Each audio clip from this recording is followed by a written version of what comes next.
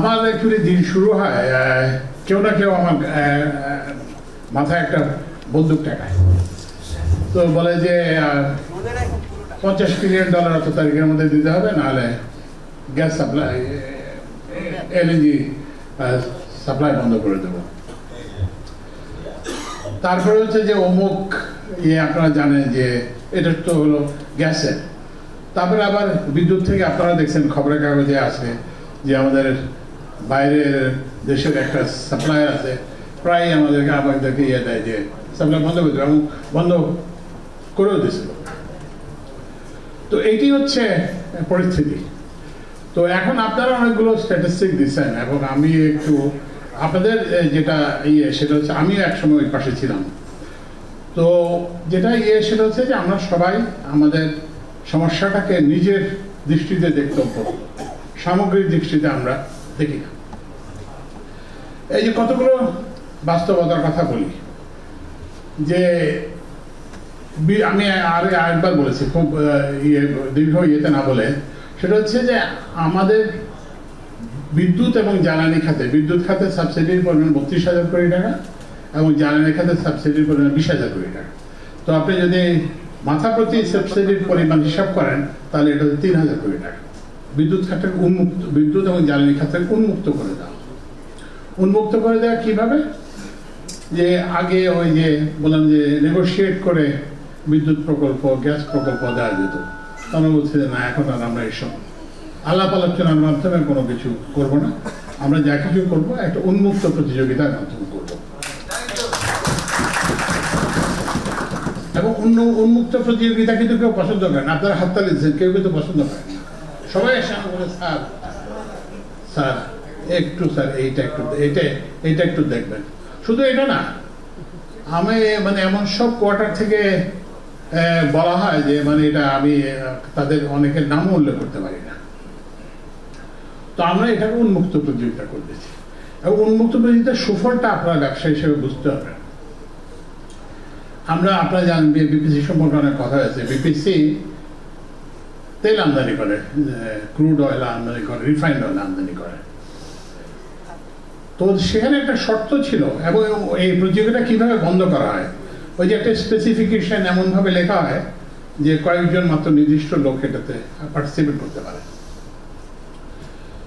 তো ওখানে একটা ছিল যে দাঁড়াও, এখন তো জীবাণুদের থেকে বাঁচালে সারাদিনকে বাঁচাবে ডেটল। বাঁচাবে ডেটল দেয় জীবাণুর বিরুদ্ধে 12 ঘন্টার সুরক্ষা বলয়। সুরক্ষার বিশ্বাস থাকুক দিনভর। বিপিসি কে তেল সরবরাহ করতে হলে একটা রিফাইনারির ওনারশিপ লাগবে। আপনি রিফাইনারির মালিক না হলে আপনি জ্বালানি তেল সরবরাহ করতে পারবেন না। তো আমি দেখলাম যে এটার তো কোনো প্রয়োজনীয়তা নেই। অনেকেই আছে প্রোডাকশন করেন না, কিন্তু ডিস্ট্রিবিউশন করেন কিংবা সাপ্লাই করেন, এটা কেন হবে? তো তখন আমি বললাম যে না, ঠিক আছে, ওটা থাক, কিন্তু সাথে বলে দেন যে অন্য যে কেউ, ওখানে মানে 3 লাখ টন সাপ্লাই করছে আর ওনারশিপ রিফাইনারি ওনারশিপ ছিল। আমি বলে যে না, আপনি যদি ওরা যদি 5 লাখ টন যদি করতে পারে তাহলে কিন্তু সে জ্বালানি সরবরাহ করতে পারবে। রেজাল্টটা হলো 4টা যেখানে বিডার ছিল সেখানে 12টা বিডার হলো। এবং আপনি জানেন যে জ্বালানি তেলের মূল্য তো আর নির্ধারিত হয় না, টেন্ডারে নির্ধারিত, এটা একটা আন্তর্জাতিক ইন্ডেক্সে নির্ধারিত হয়। কিন্তু ওই যে প্রিমিয়াম 35% কমে গেল একটি মাত্র সিদ্ধান্তের কারণে, এবং সেটার পরিমাণ ছিল প্রথম যে 6 মাসের টেন্ডারে 390 কোটি টাকা। তো এরপর এটার ভিত্তিতে আবার গভর্নমেন্ট টু গভর্নমেন্ট নেগোসিয়েশন হলো, সেখানে আমরা আবার আরো 480 না কিরকম একটা টাকা সেভ করলাম।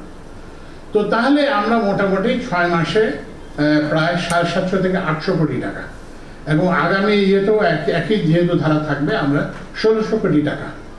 তো আপনারা বুঝতে পারছেন যে আমাদের এখানে জ্বালানি খাতের মূল সমস্যা হচ্ছে প্রতিযোগিতা ছিল না। প্রতিযোগিতা আনলে সবকিছুই হবে। এলএনজি আমদানির ক্ষেত্রে একটা লিস্ট ছিল, তালিকা, 4-5 জন 6 জন লোক করেন। তা আমরা সেটাকে উন্মুক্ত করে দিয়েছি। উন্মুক্ত করার ফলে এখন সবাই আসছে, আরামকো আসছে, বিপি আসছে, শেল আসছে। আগে কিন্তু এরা এখানে ছিল না। তা আমরা করতেছি এলএনজি তো আমরা আরো প্রতিযোগিতামূলক দাম পাবো। কয়লার ক্ষেত্রে একই অবস্থা। এই যে আমদানিকৃত যে কয়লা আসে, কয়লাও দেখবেন যে ওই একই লোকই বারবার একই প্রতিষ্ঠান, একই দেশের একই প্রতিষ্ঠান বারবার সরবরাহ। আমরা বলছি না কয়লা দিয়ে কি বলে যে কয়লার যেটা সেটা বলছে যে স্পেসিফিকেশনটা এক করে দিয়েছি, যে কোল ভিত্তিক। সবাই বলে যে না আমার লাল কয়লা লাগবে, সবুজ কয়লা লাগবে, নীল কয়লা লাগবে। তাই বলছে না আমরা সব জায়গাতেই কালো কয়লা ব্যবহার করব। তো এটা একটা।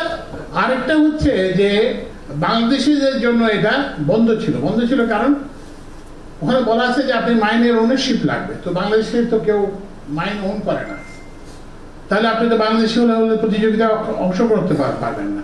তো আমরা বলেছি না, যদি জয়েন্ট ভেঞ্চার হয় মাইনের ওনারের সঙ্গে যদি কোনো বাংলাদেশিও যোগ হয় তাহলে তারা অংশগ্রহণ করতে পারবেন।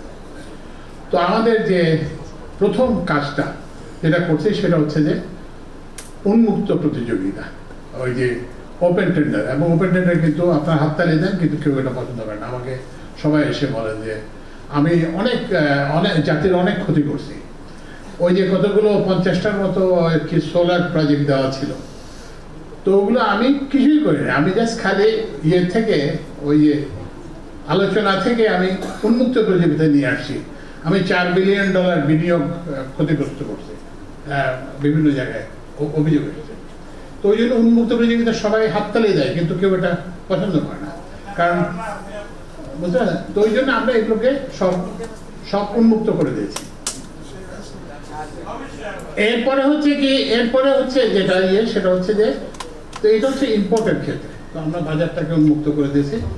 এরপর হচ্ছে ডোমেস্টিক ক্ষেত্রে, ওই যে জালাল যেটা বললো যে আমরা সিস্মিক সার্ভেটা এটা আবার যেতে দিচ্ছি। এবং আমরা 50টা কূপ আমরা খনন, এগুলো কিন্তু কূপ না, যে অনুসন্ধান কূপ না, এগুলো মোটামুটি ভাবে যেখানে আগে আছে। কারণ আমার এখন হচ্ছে সমস্যা কিন্তু না, যে রিজার্ভ বাড়ানো এখন আমার না। আমার টার্গেট হচ্ছে যে ডিক্লাইনটাকে ঠেকানো, যে 200 MFCD মতো করে 5 বছর কমে যাচ্ছে।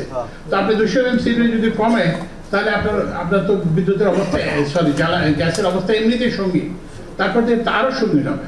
তো ওই জন্য আমরা করতে গিয়ে বিভিন্ন এবং এগুলোকে আমরা ওই যেটা প্রায়োরিটাইজ করছি। যদিও 50-এর একটা তালিকা আছে, কিন্তু আমরা একটা কমিটি করছি, যে কমিটি দেখবে, যেখানে রিজার্ভ ইঞ্জিনিয়ার আছে, অন্যান্য সবাই আছে, যারা দেখবে যে আসলে মানে কোনটা সবচেয়ে প্রতিশ্রুতিশীল, এবং সেখানেই আমরা করব, ড্রিলিং করব।